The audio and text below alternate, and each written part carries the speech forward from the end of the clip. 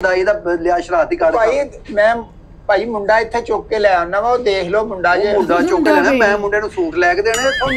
मुंडा चुक के ले आउना इत्थे नहीं तुसी पर्ची लिखो ਤੁਹਾਡਾ ਤੇ ਕੰਮ ਹੈ ਨਾ ਵੀ ਅੱਲਾ ਦਿੱਤਾ ਲਿਖੋ ਅੱਲਾ ਦਿੱਤਾ ਤੇ ਲਿਖਿਆ ਵਾ ਤੁਸੀਂ ਵੀ ਅਗਲੀ ਕਾਰਵਾਈ ਪੂਰੀ ਕਰੋ ਨਾ ਨਹੀਂ ਇਹ ਤੇ ਗੱਲ ਕੋਈ ਨਹੀਂ ਤੁਸੀਂ ਵੀ ਕਿੱਦਾਂ ਨਹੀਂ ਉਹ ਮੈਂ ਨਹੀਂ ਉਹ ਲਿਖਣੀ ਤੇਰੀ ਪਰਚੀ ਜਾ ਮੈਂ ਨਹੀਂ ਲਿਖਣੀ ਇਹ ਗੱਲ ਮਾੜੀ ਆ ਮੈਂ ਨਹੀਂ ਲਿਖਣੀ ਤੇਰੀ ਪਰਚੀ ਇਹ ਸਮਝਦੇ ਹੋ ਨਾ ਰਕਸ਼ੇ ਵਾਲਾ ਨਾ ਸਮਝੋ हर बंदे दा किते ना तल्लक हुंदे आ मुंडे अजे समझदे ना ने कहा अजे ते बच्चे आ समझदा ना बदमाश बन रहे हैं बदमाश नहीं ए जाओ भाजी ने मैं नहीं लिखनी तो भी लोगां दे काम ने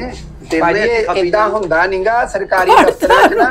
अगले बिहेव अच्छा करदे आ ते डॉक्यूमेंट्स भी पूरे हुंदे आ ते फेर ही करदे आ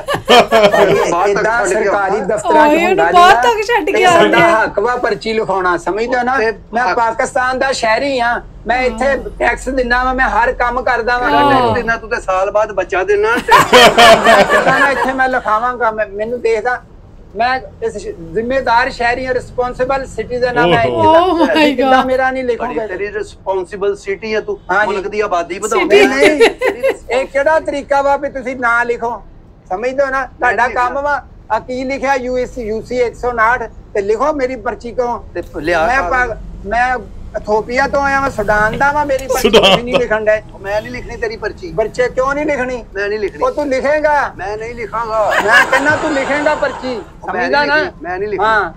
मैं देखा तू मेरी किदा नहीं पर्ची लिखदा और मैं आ मेरा मुंह ते हाथी मैं 2-4 महीनों बाद मैं दोबारा पर्ची लिखाउणा 2-4 महीनों बाद रोकदा वा एक मिनट भाई पर्ची जरूर लिखा लेकिन महीने पूरे कर